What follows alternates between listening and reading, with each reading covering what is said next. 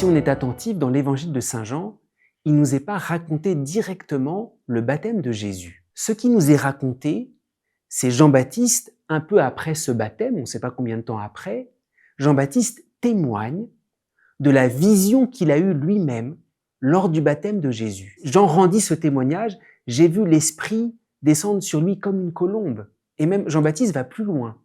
Il dit, cette vision, c'est comme si Jean-Baptiste voulait nous faire entrer dans sa propre histoire. Celui qui m'a envoyé baptiser dans l'eau m'a dit, c'est-à-dire Dieu lui-même, il m'a dit, celui sur qui tu verras l'Esprit descendre et reposer, c'est lui qui baptise dans l'Esprit Saint. Donc Jean-Baptiste nous fait revenir en arrière. Il a été envoyé en mission, il a assisté au baptême et là les cieux se sont ouverts.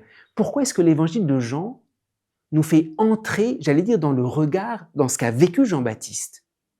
Quelque chose justement de très impressionnant qu'a vécu Jean-Baptiste, c'est que pour Jean-Baptiste, cette vision qu'il a eue où le ciel s'est ouvert, c'est l'accomplissement d'une parole.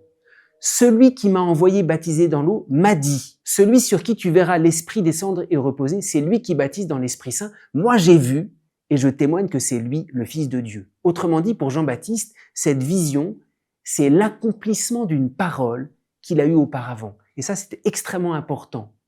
Jean-Baptiste voit tout comme l'accomplissement d'une parole prophétique. Et c'est vrai, les paroles de Dieu sont prophétiques.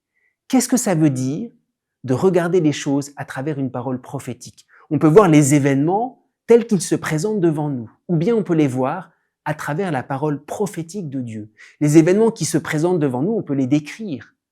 Mais la parole nous fait regarder les choses d'une ampleur beaucoup plus grande. Par exemple, si nous voyons un pécheur, en disant « Ah voilà, il a fait ça, il a péché », et Jean-Baptiste voyait tous les jours des pécheurs venir à lui. Si nous les regardons dans la lumière de la parole prophétique de Dieu, nous ne voyons pas un pécheur, nous voyons des saints. Et c'est le propre de Jean-Baptiste. Ce qui se réalise, nous dit Jean-Baptiste, c'est l'accomplissement de la parole. Jean-Baptiste voit tout.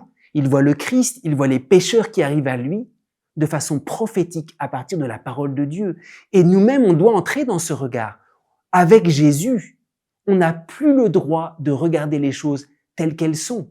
C'est ce qui s'est passé avec la femme adultère. Regardez, c'est ce qui s'est passé. C'est un fait, elle a péché.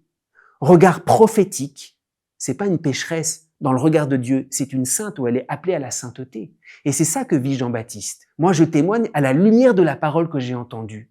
C'est la parole prophétique de Dieu qui commence à reprendre possession du monde. Et nous-mêmes, le chrétien n'a jamais le droit de s'arrêter à ce qu'il voit dans son expérience. Il doit entrer dans la parole prophétique. Ce sont des pécheurs que tu vois. Mais dans le regard de Dieu et en toute vérité, ce sont des saints. Alors c'est une grande invitation. Pourquoi Jean-Baptiste nous fait entrer dans son propre témoignage? Parce qu'il est passé de la parole prophétique qui lui a tout fait regarder de façon nouvelle. Et son témoignage, c'est de dire, cette parole prophétique, elle commence à tout transformer.